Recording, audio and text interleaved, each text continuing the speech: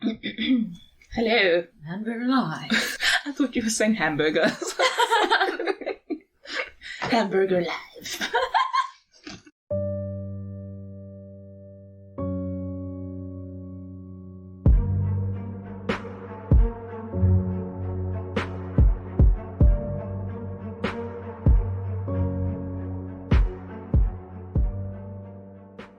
It's been too long. It has been a long time. I don't know. I almost feel like I have performance anxiety or something. Yeah. I already have my notes in my little hands, like I'm ready to Yeah.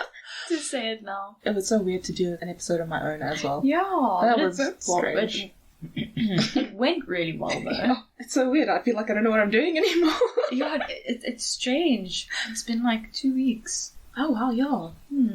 That is a long break. Yeah, especially for us not seeing each other. Mm. Oh, this is going to be a long episode. Oh, glory. Have you seen Squid Games? Oh, yeah, Bass was watching it. He was watching, I think, the second episode. Mhm. And I was like, what are you watching? And I went to sit and watch with him. And I was hooked. So I didn't see the first episode. I really want to watch It's so good. I really want to watch it. I think I've been telling Patrick we should watch it. But I think he's kind of not adverse to it. Like, he doesn't want to do it because I think the subtitles. Yeah, I think it's just because you need a focus. Yeah. It's not really a switch off Yes. type of thing if you need to pay attention and read, but I like things like Yeah, that. but it's not something you want to switch off from. It's engaging. I really want to watch it. Yeah. I already kind of know what it's about because fucking people spoil everything. But I didn't even know about it. I'd seen the hashtag Squid Game every now and then, but it wasn't on my feed anyway, so I didn't know anything about it other than that hashtag, and I didn't bother to look into it. And then when he was watching it, I was like, oh, that hashtag I've randomly seen. So I luckily didn't know anything going into it, which made it, I think, that even makes better. it better, yeah. Ooh, we went to a new restaurant tomorrow. Goodbye. Goodbye. Jeez, if I already like this and we haven't even started yet. And I'm stone cold sober. Oh, I keep forgetting we're on level 1 now. Yeah, me too. I've grown so used to living my life in super lockdown that the new relaxation of the rules don't really apply to me. Yeah. I don't care. I feel like South Africa is the equivalent of the grade whatever C class. What? Like, you know how you get class A, B, C in the grades? Oh, grades of what? Like beef? No. Okay, well, we're on different levels. Cards, I mean school grade. Oh, like, yes. You know, grade 12A, grade 12B, grade 12C. Never heard of that in my life. Really? Did Is you that only have one class? Like, your register class? I was in the same class for my entire grade 5 to matric. Because I did the different school curriculum. Oh. So we did, like in primary school I had grade 1, 2, 3. About you. It was grade 1, 2 and 3, and then I was in, standard 1 is grade 4, right? Yeah. That's the last I had of that, then it was just the same from grade 5 to matric. Were you also those people that the teachers came to your class and you didn't, like... Oh no, we just had like one teacher in your class. We had a math teacher that would come and teach us stuff. There was a supervisor and a monitor, so then you had to basically sit in your freaking little cubicle and teach yourself out of your books. And if you really had a question, you'd ask the teacher to help you. But you taught yourself. What? And then you finished... As a child? From like grade 5, yeah. They start from kindergarten. You teach... Yo, I would never learn anything. And you have to get 80% for every test of every book. What curriculum is this? It's accelerated Christian education. So it's American. Your grades subject is like broken into 12 books or paces, and then you've got mini tests which are like checkups in between, and then you have to pass those with 80% to move on to the next section of the book. Your supervisor will sign it and stuff, and then you got one test at the end so that you test it on the whole book, and if you pass that one, then you get the big test on that book that's taken out from the middle of the book and the teacher has it in your file.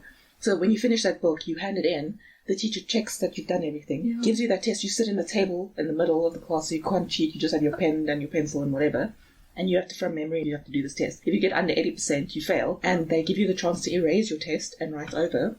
Like physically erase? You had to physically erase your test. If you failed the test twice, you had to erase that test and erase all the checkups and the self-test in the book and redo it. And if you failed that, you had to redo the book until you learnt it. I don't know what to say. But then we don't have big exams at the end of the year. Yeah. I've just never heard of this before. Like, my mind is absolutely blown. That's crazy. But the fact that kids are effectively teaching themselves. Like I said, I've would probably never learn anything because procrastination is my best friend. Yeah, and you had to have like a goal card, so you'd have up to 7 subjects at a time, and you had to complete a set number of these books every year for your grade to be done. So if you don't finish it, your grade sort of carries over to the next year until you're done. And then there's electives as well. I took etymology. And that was like my favorite, like words. I know etymology. I know most people like, don't. What? So that was my best subject. I got like 98, 99, 100 for all of those tests. That was the best. I love that. Linguistics is great. Yeah, I know. How old were you when you could choose that? I think from grade 8 you can choose electives. Yeah, I was. Like, I was literally in like, just a public school. Yeah. And that's what I'm saying. Like, you got different classes, the grades were dealt into different classes, and usually the A class would be the smart kids, and then B also. And then I stayed C, it's like you in the C class because I was in the C class, and we had a lot of potential, but everyone was just always busy doing shit they shouldn't be doing. It went all the way to F. Oh. Yeah. Well, that doesn't sound like the class you want to be in. Oh, I was in the F class for a little bit. And it wasn't because I did bad, because I never did badly in school. Like, I got 70s, 80s. I don't know. I just think I was like a wallflower. So that kind of just put me in wherever. And then I got upgraded to the C class. That just sounds so weird. I just see Mercedes. Oh, I wish. The C class was more like a Toyota Yaris or something. But the older one. We're going to say welcome. Oh. Okay, so. Welcome. What would you want to say? Yeah, one at a time. Oh, hello. Hello. Hi. I'm Chanelle. I'm Kristin. And this is Law and Omen. I can't just look at you. Bitch, you better say this with me. It's been 2 weeks since we recorded together and we have no idea what we're doing. No, we don't. I'm like moving my notes from the table to my hands, from the table to my hands. My hands are just sweating all the time. So today I am going to cover the story of Leigh Matthews. Don't know if you've heard of her name. I might know the story when I hear it. Yeah, it was a very big case when it happened, and it happened in 2004. Okay. Yeah. It's a long time ago. Yeah, it is a very long time ago. I was in grade 2. Disclaimer, I mean no ill will to those I speak of in this case. I merely researched the case and have compiled notes on what I found. I believe that these cases should be spoken about and that the victims should never be forgotten. So Leigh Matthews was born on the 8th of July 1983, and at the time this all transpired, she was studying BCom accounting at Bond University in Morningside, Santon. So Bond University is an Australian university that had a campus here. It's kind of like Pearson Institute, I think. Yeah. Or other private institutes that you get in South Africa. She was described as being gentle, ladylike, and put together by her parents. Not us. I might be a little bit gentle, but I'm definitely not put together or very ladylike.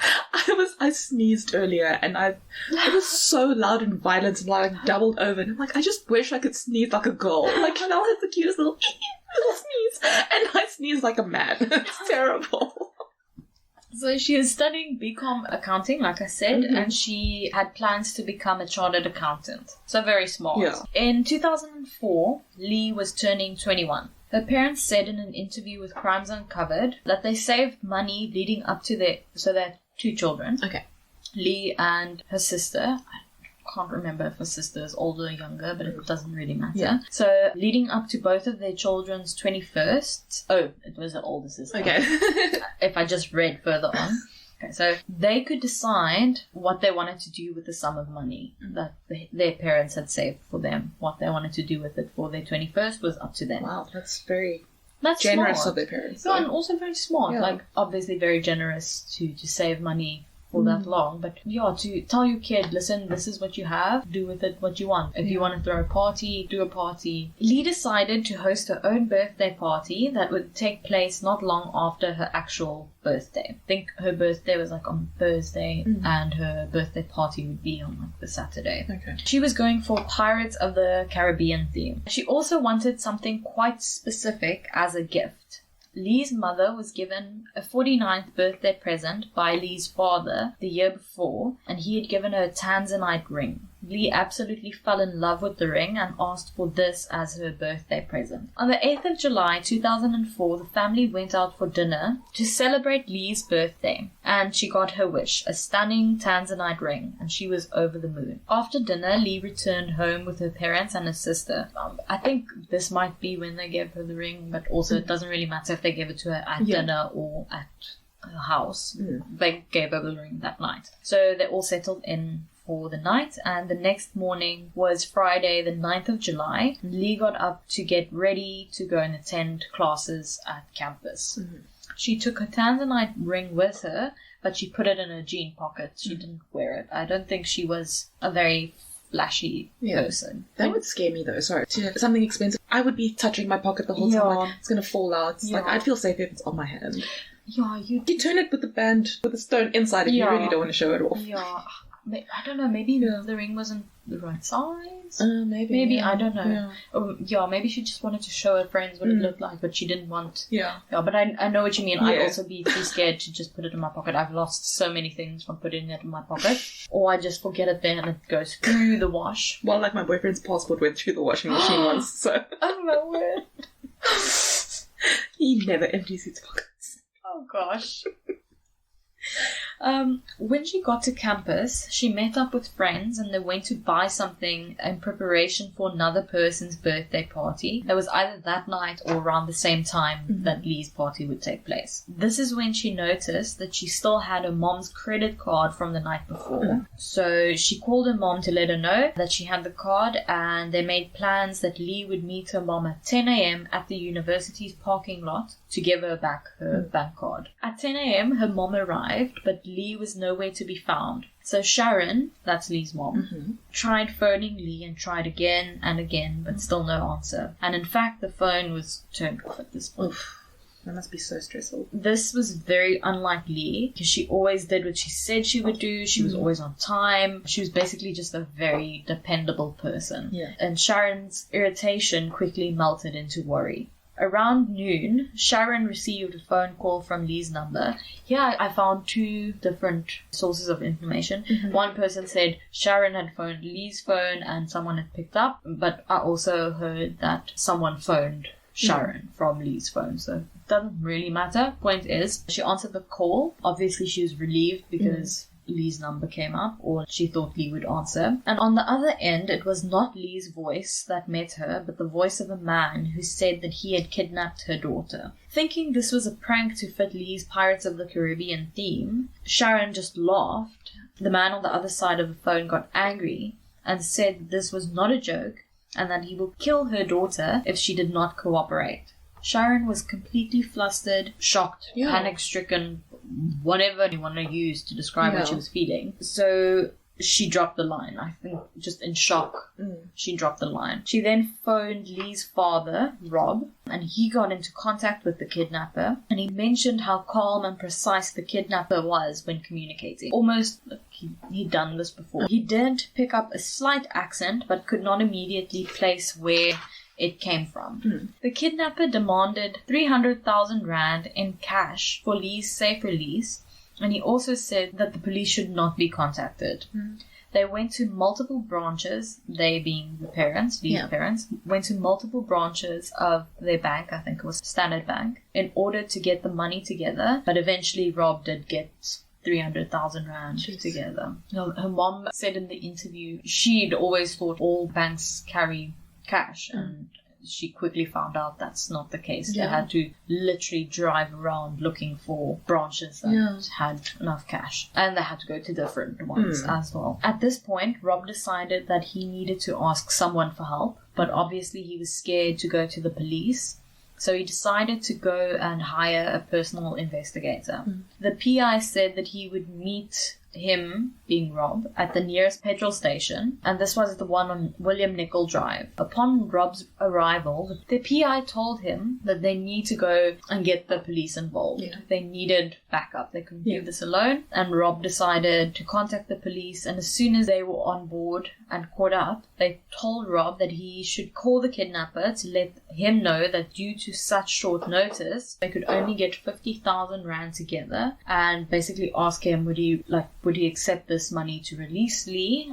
They'll give him the rest of the cash later. I also just want to mention that there was a special task force formed to deal with this whole situation. So both the parents did mention on Crimes Uncovered how well the police dealt with it, and Leigh's mom Sharon said how gentle they were and how inclusive they were in the process. They really included them and listened to them and made sure that they felt seen and heard and comforted. That's good. Yeah. During this time, the kidnapper allowed Leigh to call her mom, and Leigh told her mom that she was physically unharmed and she's okay, but to please do as the kidnapper says and not to involve the police. So I can't even imagine how stressful that whole situation must be, because as a rational person sitting here and now, not in those circumstances, I know it's the best thing to contact the police. Yeah. But if that's my child and someone said, don't get the police involved, otherwise your child's going to suffer consequences,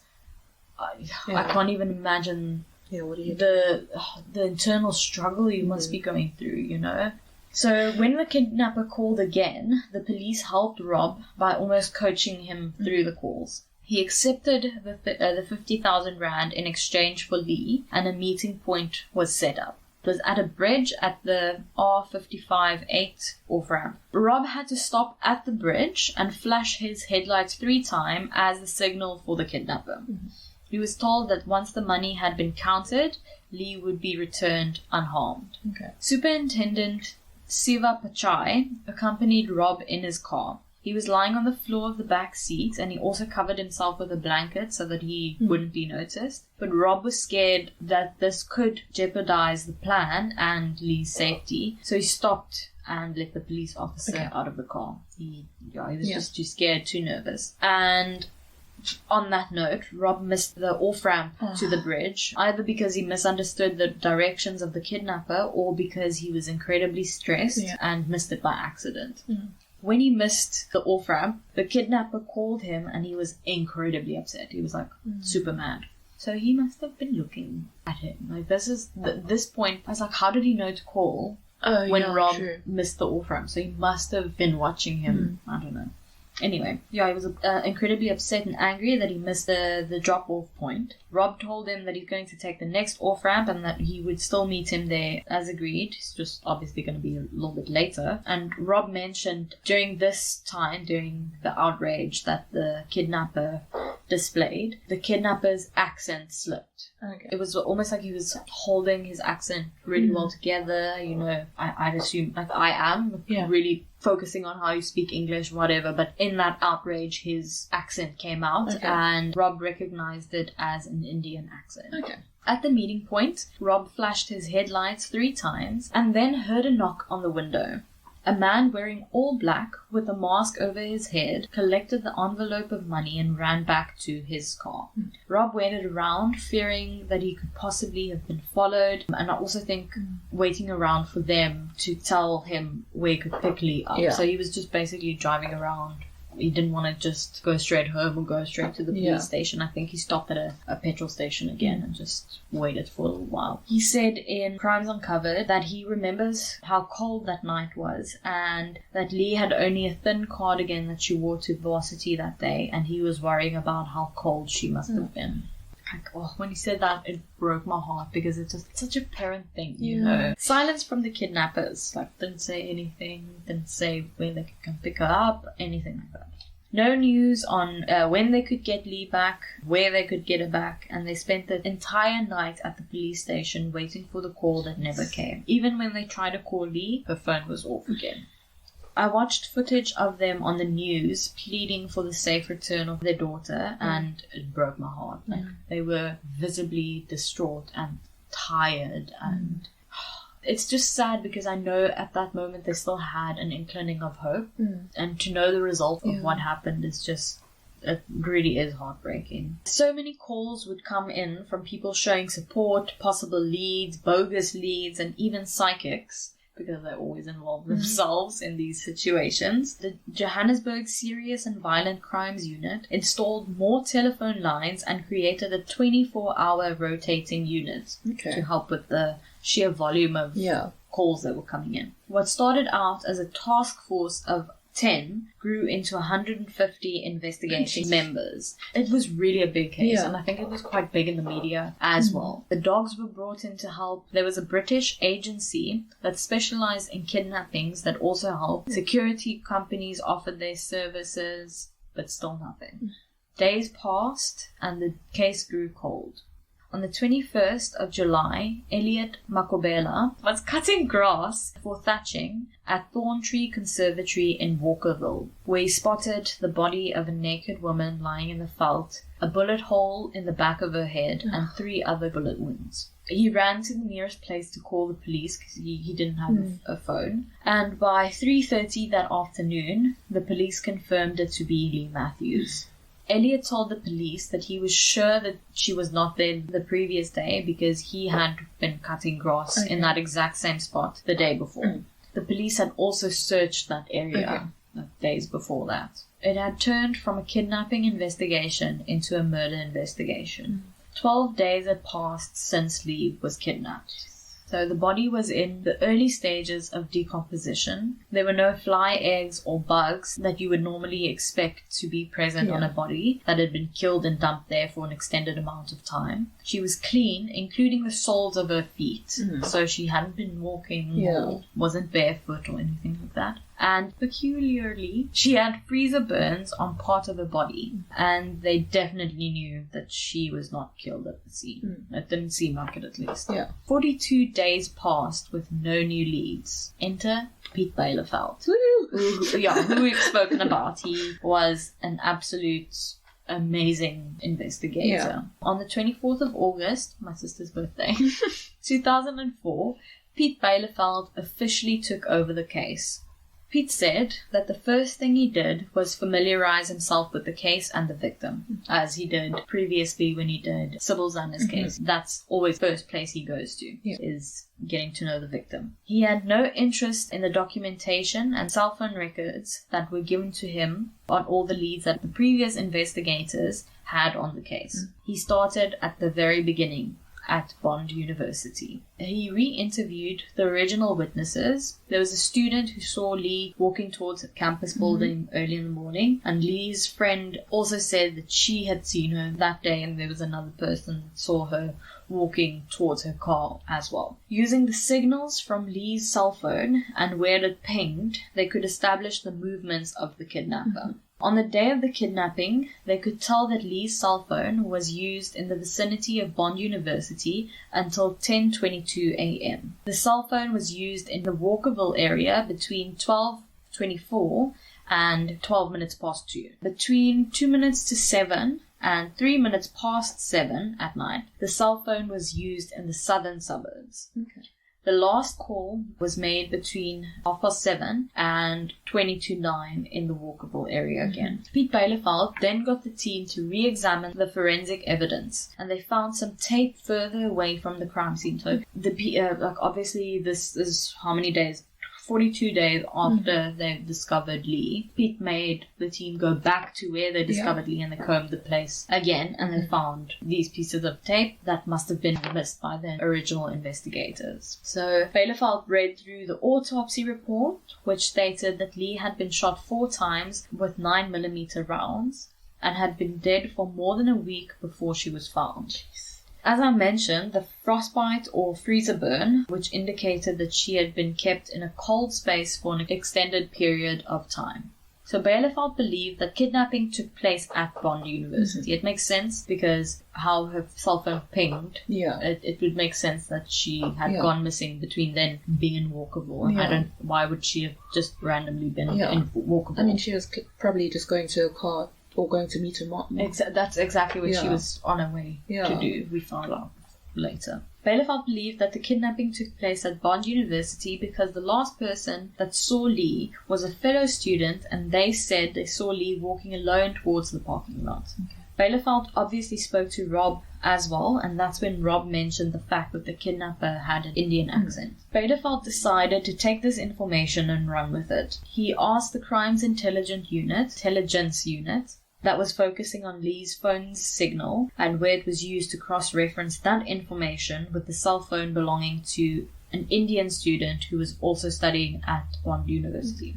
So basically, as I understand, they went through all the enrolled students of Bond University, and in particular was looking for Indian male students, and they found a match.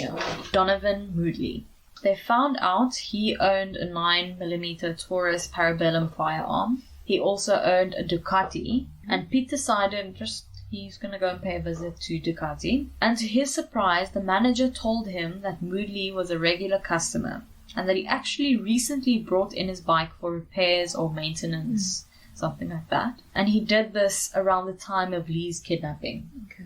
But he told the manager, so when he went and booked in his bike, he told the manager that he couldn't afford to pay the full amount immediately because, quote unquote, a deal went wrong. Okay. And the manager said that he's never had problems before, like settling his amount in full or anything like that. So, yeah, he could remember him specifically saying a deal went wrong. Yeah. Bielefeld then went to the university to ask about Moodley. And this was when his suspicion really grew. Moodley was a 24-year-old first-year student who enrolled in January and never returned after April. And he would also hand in blank exam papers and things like that. Like, just very random. Like, why would you go to university then? Spend all that money. Exactly. Why did you enroll in the first place? Another interesting fact is that 18 days after the kidnapping, Moodley made 2 deposits into his bank account to the total of 38,000 rand. His credit card payments reflected that he stayed in the Formula 1 hotel. He made a payment to Ducati, and there was also a payment made to Stearns in Eastgate. The total came to 49,000 rand. All the transactions made only 19 days after Leigh's kidnapping. So, yeah. It's not just red flags, like the whole room is red at this point. And also, Moodley is also just a very sketchy character. I didn't include this into my notes, but I also remember hearing that he'd been working as a financial manager and he was asked to leave, or I think he was either they wanted him to kind of go or he quit, but they did want him to go because he was committing fraud, or they suspected him of committing fraud and they couldn't pin it on him. So I think they were more than happy either that he is going or they kind of shoot him out. I don't know. Yeah, so the fact that all these payments came to a total of 49,000 rand and all of the other things, like the deal that went wrong and the 9mm Parabellum, the Taurus Parabellum firearm that was in his name. All this information was enough for them to get a subpoena served to Vodacom to supply them with all the records of Moodley's phone signals for the period around Leigh's kidnapping. And they matched Leigh's records. Next stop was the Formula 1 hotel in Bramley, where Bielefeld found that Moodley had booked a room at the hotel around the time of Leigh's kidnapping. And he literally booked into the hotel using his own name, ID, cell phone number, and car registration. In Leigh's car, a lotto ticket was found, and Moodley's prints were one of the sets found on the ticket. A month after he took over the case, Pete Bielefeld had enough evidence to arrest Donovan Moodley. Nice. Like 42 days had gone by and no one had any leads. A month. Pete Bielefeld's on the case a month and he has enough to arrest this person. So a bit on Moodley. He was a 24-year-old son of Stephen and Mary Moodley. Stephen, his father, was actually a Baptist minister. So like you'd think that he would instill good values on Moodley, and in his testimony he said that him and his mother have always tried to be a good example and teach him good morals and whatever, but what he's done is unforgivable. And basically I don't want to say that he said he doesn't recognize him as his son anymore, but basically he was just saying how incredibly disappointed he is in his son, and almost that he's an embarrassment to the family. Basically. So I also feel so sorry for the parents of the perpetrator, unless the parents are shit, but they seemed like really good people, you know. That guilt that they must feel, like, where did I go wrong? It's like you can't be held responsible for something your kid does. Exactly. You can't control your child's entire life. You can't control who they are, what they're thinking about the whole time, and what they're looking at, or what influences are around them. It's not Sims. You can't make a perfect human. You know what I mean? You can't brick them into a room until they starve to death.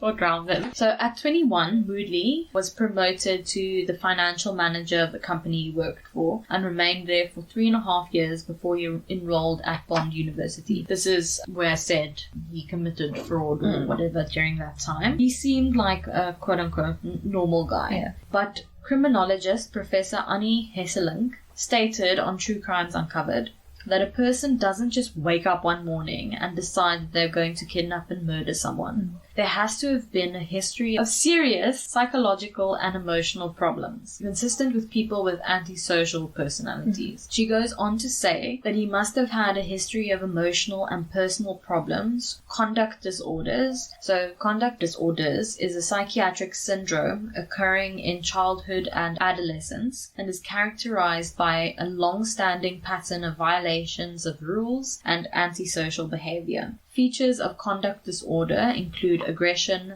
theft, vandalism, violations of rules, and or lying. This I got from the American Family Physician Journal. And she also went on to say that he must have had serious thinking errors, like his way of thinking was just beyond. And all of these factors lead him into becoming a predator. I think what he consumed and what he surrounded himself with contributed to what he wanted to do. Also, I think he is a little bit of a narcissist. It seemed like it. Ducati screams attention. Yeah. So, remember I mentioned some of the places where he spent the ransom money? Okay. And one of them was at Stearns. Yeah. This is because he bought an engagement ring there for his girlfriend with the money that he extorted from Leigh's parents. Yeah. So he proposed to her, his girlfriend, in Durban, where they were on holiday with his brother and sister-in-law, and he paid for the whole trip. Okay. And I'll give you one guess with what money he paid. Yeah. They went on holiday 1 month after he killed Leigh. And Professor Hesselink said that this shows that he truly had no remorse. Yeah. And that he believed he lived in a world with his own rules and that he didn't need to follow the laws everyone else had to abide by. So when he was arrested, he basically said, okay, I'll tell you everything. And I think this was also maybe to control the narrative and avoid being cross-examined. When Moodley was arrested, he was at his house. He was going to drive out of his driveway. The bailiff basically opened the door and said, you're under arrest. And he looked at them and he's like, what took you so long? I've been expecting you. Okay. Wow. Stupid. Also, that's like my dream, is to be in like a swivel chair and turn around slowly and be like, I've been expecting you. I want to do that sometime in my life. Maybe with the cats in my lap. Yeah. So, like I said, when he was arrested, he basically said, okay, I'll tell you everything. And I think this maybe also to control the narrative and avoid being cross-examined. He didn't need to testify if he confessed, and he wouldn't have to go through psychiatric evaluations and stuff like that. So he made a full confession, taking the police to all the important locations and telling them how it all went down. He showed them where he shot Leigh in the field and where he burned her clothes along with his, nearby his parents' house. But his story was inconsistent. Okay. On the 6th of July, he booked into the Formula One hotel and he told his parents and girlfriend that he was going on a bike trip. He wanted to kidnap someone from the university because he believed that they all came from wealthy families and that he could obviously get a lot of money for them. He brought his loaded gun to campus with him for 3 days in a row looking for a target. Oh my word. So this was definitely planned out. This was definitely not one day just waking up thinking, oh, I want to do this. And then he would unfortunately find Leigh walking towards her car in a deserted parking lot. He approached her and asked her if she could help him by giving him a ride to a nearby intersection. She was usually a very security-conscious person, but most likely because he was a fellow student, she agreed to take him. Like, she trusted him implicitly because you're studying with me, you know, why would you do anything to harm me? Yeah, like a criminal's not going to enroll in university, but clearly. Yeah, exactly. He got in the car, and I guess the lotto ticket might have fallen out of his pocket then. I don't know. I don't think Leigh's fingerprints were on it, so it was his ticket that probably fell out. Okay. And as she was approaching the intersection, he pulled out the gun and forced her into the back seat. He then drove to a park in Randburg where he tied her up, put tape over her mouth and blindfolded her using a balaclava and put her in the boot of the car. He drove back to the university to swap over from her car to his car, and then drove to Walkerville. So I think this is what must have been like super bad publicity for the university, because it was a access-controlled campus. Not any random person could come in. But the fact that, first of all, he had a loaded gun with him for 3 days. Nobody picked anything up. And second of all, like, loading a person that you've tied and blindfolded and everything from one route to another car. And no one sees anything. And it's a private institute, you know what I mean? You'd think that there's camera, 2004, I don't know. But still. Like... That's, She swapped over from her car to his car and then drove to Walkerville, where the first phone call came from. Later that same day, he met Robert at the bridge to collect the money, with Leigh in the boots of the car, meters away. So he collected the money. Rob, the dad, was literally meters away from Leigh. And that just, like, it irritates me so much. He could literally have just let her go there. Yeah, why would he keep her? Like, exactly. There was no more reason to keep her. He could have just let her go. Maybe because she would be able to identify him, I guess. That is why he said he did it. He then said that he drove for a while after picking up the money, thinking about how he would be able to release Leigh without being caught or identified. He returned to Walkerville, where they first went earlier that day, the first park where he pushed her onto the ground and tied her up. When they got there, he forced Leigh to undress and give him her clothes. He said he gave her a blanket to cover herself with, and as soon as she turned away, he fired a shot behind her ear. That's what he said. He said that he then dragged her into some bushes nearby and fired 3 more shots. He said he shot her because he was scared that she would be able to identify him, since they were studying at the same university. Now, I made a note here. In my opinion, he set out, he wanted to kidnap someone from the university. Yes. So surely he must have already thought about the fact that they might be able to identify him. So that to me makes me believe that he wanted to kill someone. Yeah.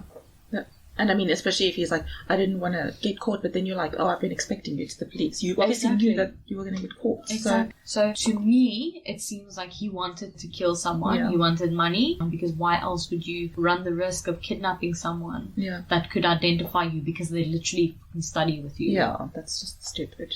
So, fuck off with that shit. No. Yeah, and to, like, say he gave her the blanket, like, oh, he was such a nice guy, like, protecting her modesty. Like, you murdered her. Like, no. So the next day he burnt their belongings, and then he just lived life for the next 77 days. But, like I mentioned earlier, there is some inconsistency with his story and the physical evidence. So, some things did match, like the gun. It was confirmed that it had been the murder weapon. They obviously found his fingerprint on the lotto ticket in Leigh's car. He gave the detectives the Tanzanite ring Leigh got for her 21st birthday, just the day before. I'm surprised he didn't take that ring for his I was fiancé. Also thinking that. I was also thinking, I wonder why he didn't. He was probably going to give her that ring at a different stage and say, oh, it's just an anniversary gift or some stupid shit like that. Or maybe the Tanzanite ring was worth more than the ring he bought his girlfriend, and he was planning on selling it. Yeah, maybe pay off his motorcycle fees. They even found hair in his back seat that was confirmed to be Leigh's. Moodley's fingerprint was also found on that piece of tape that they found in the field after they went back. It's amazing that evidence lasted for so long in the field. Yes. I mean, it's a good thing people aren't like that big on like, oh, there's trash, let me throw it away. Exactly. They found the remains of the fire that he made to destroy evidence, and they found the remnants of a cell phone, like the back of a cell phone, the metal bit, the support wires of a bra, and Leigh's car keys. Jeez. Donovan kept saying that he murdered Leigh on that night, 2 weeks before she was found. But there wasn't enough blood on the scene of the crime for it to have been there, because she only had 400 milliliters of blood left in her body, and the average person has about 5 liters of blood. Yeah, so obviously a lot of fluid. And especially with a head wound. Oh yes, yeah, you bleed profusely. Exactly, so he couldn't have been there. There were only a few drops of blood found where she was, so definitely something's not right there. Furthermore, ballistics expert Jan Nieuwenhuis testified that the bullet shells didn't match the position of the body, and the trajectory of the bullets through her body also didn't match. Okay. The way she was shot should have led the bullets to landing underneath her body, because 2 shots went like right through her. Okay. So when she fell, she should have fallen on top of the bullets. Yes. But the bullets were not found. Police Sergeant Andre Messine from the Forensic Science Laboratory in Tshwane testified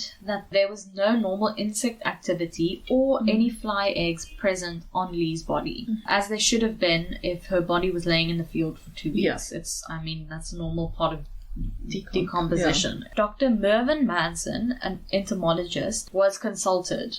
They returned to the scene of the crime exactly 1 year later to prove that there were indeed bugs present there at that time of the year. And they were. They could attract the bugs that they needed to see, specifically the prion fly. The carrion. Carrion fly.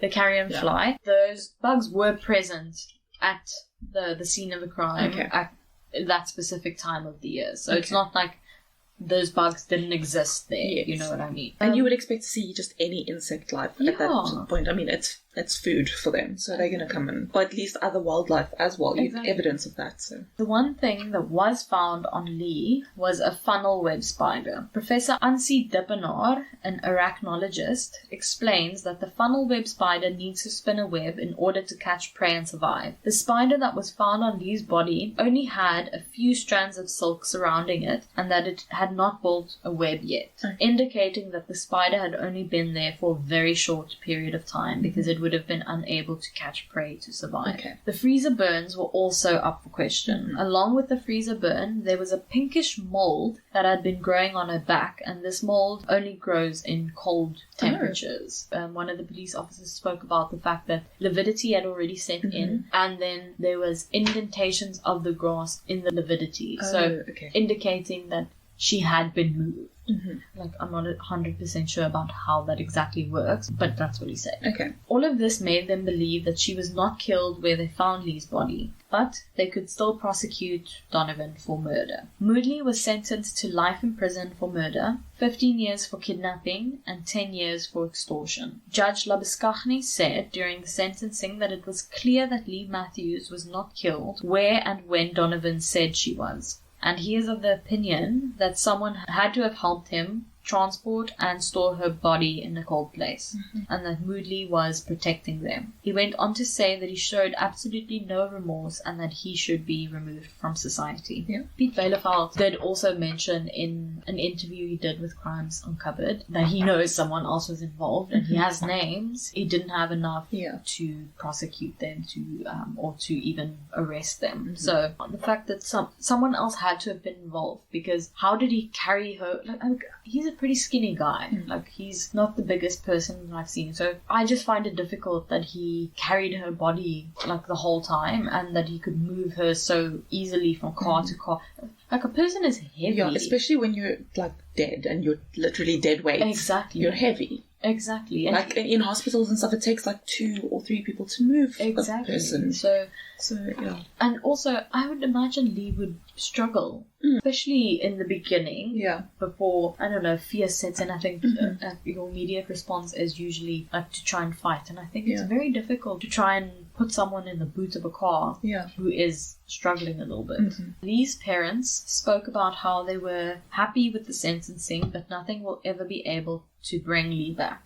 They spoke about Moodley's parents and said how they could sometimes feel sorry for them, and then the very next day, like, they could feel absolutely nothing, you know, which is completely understandable. They also said that they know that they somewhat lost a child, but at least they still got to see their child during visitors' hours and stuff like that. They didn't completely lose him. Moodley has appealed on more than one occasion after he was sentenced. Less than 2 weeks after sentencing, Moodley informed the Johannesburg High Court that he wanted to file an application for leave to appeal his sentence. He claimed he did not kill Matthews, but he was actually framed, and he withdrew his original application on the 18th of November 2005. In 2006, he claimed that he didn't act alone in the murder, and again said that he had been framed. Moodley said that he initially told Bielefeld and 7 other policemen that 3 drug dealers named Frank, Ali, and Jemba orchestrated the kidnapping. No last names. Just those names. Moodley also disputed that money deposited into his bank account was the ransom money. this is a quote from him. Again, I was a financial manager. I would not have made the mistake of depositing it into my own account. Yeah, but you're a narcissist, so yeah, you would. You made the mistake of literally dropping a fucking lotto ticket into Leigh's car. You made the mistake of booking into a Formula One hotel under your own name and ID number. You made the mistake of using Leigh's cell phone to phone her parents, and her cell phone fucking pinged at the exact same places that your stupid fucking cell phone pinged. Like, you're an idiot. Just shut up. Like, honestly, go away. And also the fact that he's appealing just shows he has no remorse. No, exactly. Leigh's mom, Sharon, also said that during the appeals, it's always about him and his. He comes across as a very selfish person, you know. So he said the money came from the sale of his BMW to fund his studies, Moodley said. Now, I want to know, why do you want to fund your studies if you're handing in blank exam papers? Yeah. Why do you want to class? Exactly. Why do you need funds to why are you even enrolled if you're not studying? So that to me immediately bullshit. Immediately. You can even argue that he only enrolled in the university to find a target. Because he was so there that he could get access for such a short period of time. That thought also crossed my mind. Like, for 4 months. Yeah, just so that he could get access through the gates, maybe. So maybe this was in the works for a long time. Exactly. On the 25th of November 2009, another application filed in the Johannesburg High Court for leave to appeal his sentence was dismissed by Judge Labuschagne. On the 25th of May 2010, his sentence was upheld by the Supreme Court of Appeal. The 4th of August 2010, an application filed in the Constitutional Court for leave to appeal his sentence was dismissed unanimously by then Chief Justice Sandile Nkobu and the other 10 judges of the Constitutional Court. Okay. On the 1st of February 2012, an application filed in the Johannesburg High Court for his conviction to be set aside or retrial was dismissed by Judge Labuschagne, also Woodley, elected to represent himself during... Okay, Ted Bundy, calm down. Yeah. More recently, in June 2021... So, literally, like this year, the Matthews family made a statement that they were planning on holding a press conference because they were contacted by correctional services for mediation ahead of a parole hearing with the possibility of early release for Donovan Moodley. But, according to the department's Logan Maestri, quote, no parole decision has been taken and the Department of Correctional Services is in consultation with the victims. Parole is not a right and related decisions must comply with relevant legislation. Once all requirements have been complied with and due process completed, the Minister of Justice and Correctional Services will make a decision on whether or not to grant parole. And that was a direct quote from SABC News. The DCS further explained that the process of preparing profile reports for inmates who may be considered for parole is initiated by a case management committee approximately 6 months before the offender reaches the minimum detention period and or further profile dates. So I think it's kind of just procedure. Yes. Thereafter, profile reports are forwarded to the regional offices for quality assurance processes and refer to the Directorate pre-release resettlement if they have passed this process, and accordingly forwarded to the National Council for Correctional Services and the Ministry of Justice and Correctional Services. So it will only go ahead if all the requirements, I guess, are met. Yeah. The Matthews family did hold a press conference supported by Women and Men Against Child Abuse. The advocacy group called for the parole process to be more transparent and victim-centric. They also said, quote, we are not debating that convicted persons have rights, particularly based on South Africans' past of wrongfully incarcerated people. However, as with any right that is afforded any group, that needs to be balanced against the right of any potentially opposing group. They also went on to state that they strongly believe that Moodley will not be released on parole and that he is an unlikely candidate. Yeah. So he is still in prison. Good. Trying to fight it, and he's been trying to fight it ever since he got sentenced. Yeah.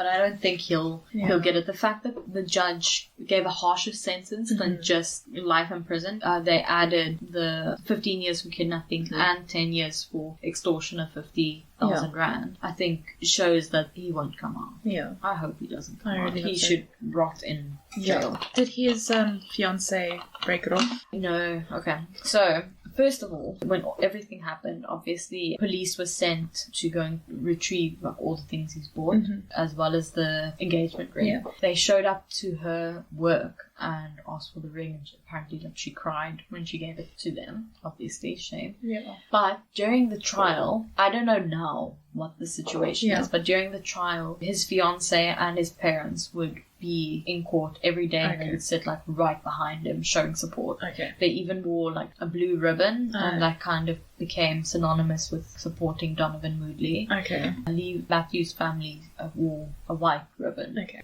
There was definitely strain between the two families during the trial as well. The Moodleys supported Donovan through his trial, the whole trial, until the sentencing, and they realised that you want to cling what he's on to done. the hope that your child didn't do that. Yes. It's understandable on both sides. And that's when Donovan's father made that whole statement about how he's ashamed of him and stuff like that. So I don't know if the girlfriend or fiance stayed with him after that. I didn't really research anything on her, and I doubt that you'd find much. Yeah, you want to give them like a chance to have a normal life after this kind of stuff as well. But I know that she did, in the beginning at least, support him. So that must be terrible. That's like, you finding out, Pat, or me finding out that Bass like murdered someone and kidnapped them. Like, what do you do? I think you'll definitely feel like your whole world is just... Yeah. And how do you trust anyone again? And... her poor parents, like, to have to go through that, like, to lose a child, and after such, like, a milestone, and she never got to have a party. She never had a party, and that's so sad. Yeah. Literally a day after her 21st birthday. And she was obviously working so hard on her future, like, going to study, and her dad said he truly believes that she would have done it. Either a dad or a mom said they truly believed that she would have made a success, she would have been a successful chartered accountant. She seemed very bright and knew what she was doing, like with her life, and had a plan. And this idiot just came and just because he wanted more money, like, and just the audacity of saying, "What took you so long? I've been expecting you." Yeah, but then you want to go and deny that you did it. Oh, it's framed. It wasn't me. Oh, I want to appeal my sentence. Exactly. Like, sick man. Go sit on a cactus. I'm sure someone helped him, like I said. But I fully believe that he orchestrated. And also someone that narcissistic, would they really do the grunt work themselves? He'd probably pay some... Because he obviously loves, like, dishing out money that he doesn't have. Yeah. So he probably paid people. I just wonder who. Yeah. Well, I mean, it seems like people who are involved in one crime but they don't get convicted later on, they involved in another crime and they get caught for something. So... Even if we don't know that it happens, hopefully they do get caught at some point. They are in prison. Yeah, you never know. Unrelated, whatever, but I hope you're having a bad time. Yeah, I hope your socks are always wet. I thought, why not, a very popular story, the Uniondale Ghost, the Hitchhiker, because, it's something I've heard of but never really known the details of the story. On Easter weekend, April 12th, 1968, Theo Oberholzer, a soldier, was driving his Volkswagen Beetle in a pretty bad storm. His brand new fiancée, Maria Charlotte Roux, was asleep on the back seat of the car. They had apparently just gotten engaged, and she insisted that they have to go tell her parents, which meant that they had to drive there. Because they could have waited till the storm passed in the morning, but I think she was just so excited, and she's like, it's just a storm, like, I need to tell my parents. I'm not driving, I'm going to sleep on the back seat. Yeah. Take me. Yeah. So they were on the Baramdas Willamore Road, which is about 20 kilometers away from the town they were in, and Heel lost control of the car, and they had an accident where the car overturned. So he survived, but Maria unfortunately passed away. Oh, shit. So, they just got engaged, and then she died on that night. So, on Easter weekend, 1973 or 1976, I don't know, I've got the date slashed there. This was also 2 weeks ago that I did this research. I don't know what this says anymore. So, between Uniondale and Willamore, a young man allegedly saw a woman on the side of this long stretch of road, and he offered her a lift. obviously the 70s when people were still hitchhiking Yeah. and letting people into their car. So she agreed. She got into the car, and one of the sites that I went to says, quote, she got into the car and gave her destination as Porterstraat 2 de Lange. They drove a short while, and then when the guy looked towards her, she was gone. Oh. So this guy was so distressed, he went to the cops and reported what happened. A police officer followed the man to check it out. So they were both in their own cars. The officer was in his car behind this guy. They were around the outside of Uniondale when the guy's passenger door opened and closed by itself, as if someone had gotten in. And this was apparently while the car was moving. So the officer, obviously now in his car behind, saw this happening. So, I hate that. Yeah. I hate that. Like, that's terrible. Like, if your car's stationary, it's still freaking weird, but the fact that it's moving, Yeah. like, physics mean nothing to I ghosts. was just about to say. Some people have reported a very weird feeling on that road, hearing laughter and the doors opening and closing. So it's said that she's like mischievous, she's not malicious, she's not trying to cause you harm, she just like, It's I'm so here, bad. I'm gonna have fun. I've been here since the 70s, let me have a fun time. I still hate that. Yeah, it's terrible. I would Mischievous is just as bad. Yeah, to it me. is. Like, because they're making their presence known. I don't want to know about their presence. But I'd rather have an adult be a mischievous ghost than a child, because that always makes me think it's a demon. Yeah, So- and the little giggling, can you imagine? Oh, Oh, no. no, thank you. Go away. Yeah, imagine you just have like this random giggling in your car and you're alone on a stretch of road at night. I will flip my car over and become a ghost with the fucking children.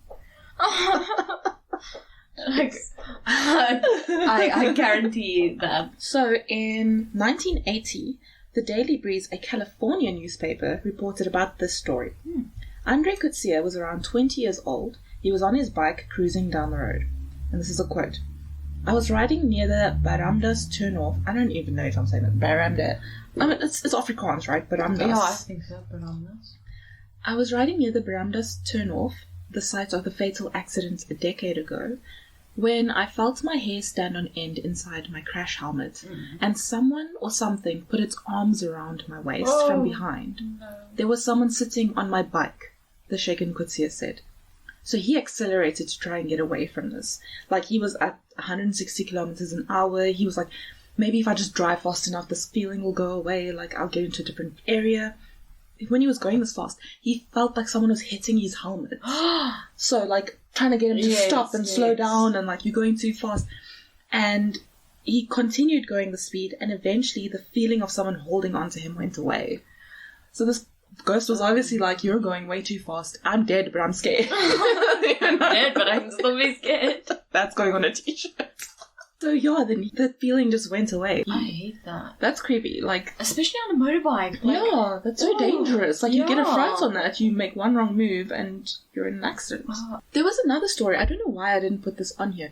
There was another story of some person where he picked up the hitchhiker, literally gave them his extra helmet, and this person was on the bike behind, like, sitting there. He was driving, and all of a sudden he feels like nothing and hears the sound of the helmet hitting the ground. And the helmet just was on the ground. He, like, stopped, and the helmet's there, and the person is gone.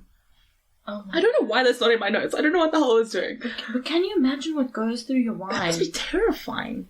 Because that was a physical, solid person that took the helmet. That you gave the helmet Yeah. to. Like, what the hell? That must be so... Like, you must question your sanity. Like, you get on your bike there and you book yourself into a mental institute after that. Most probably because you'll think you've gone mad. Yeah, like, my helmet, it was strapped here. I put it onto someone, and now it's on the ground. Yeah. And I felt them hold... Like, they were there. They got a lift with me. Yeah, that's terrifying. That's... Yeah. I hate that. I really, really, really feel uncomfortable with that. So Maria Charlotte Roux, the so-called Uniondale hitchhiker ghost, she obviously now died in that accident, and her fiancé Giel survived. And then he lived till 1984. This was in 1968 when she died.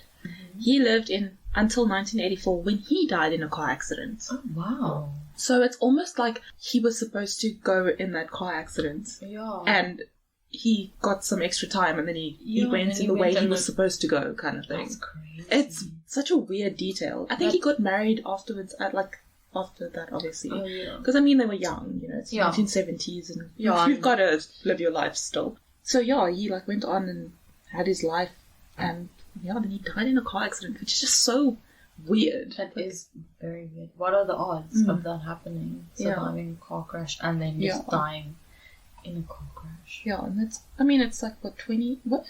Is that like 20 years? Yeah, 68 and 84. Yeah, it's like 20 years, yeah. So it's not that long either. Jeez, yeah. So, I don't know why it's like our biggest ghost or whatever, but there's so little information on it. Oh, we should probably sign off, shouldn't we? Yeah.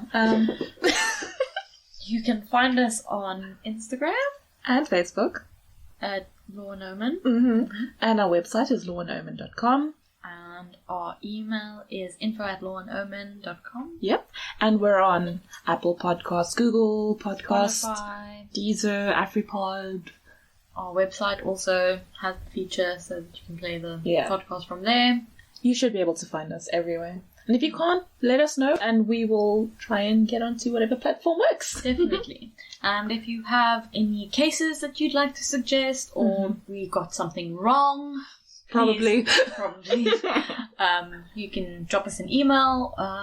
And that's, I think, all the business. Yeah, we'd love to hear from you. And if you like us, please leave us a review or share us. Yeah, follow. It would really help. And we're very grateful to you for listening. Yeah, and enjoy your week. Yeah, stay safe. Bye. Bye. Love you.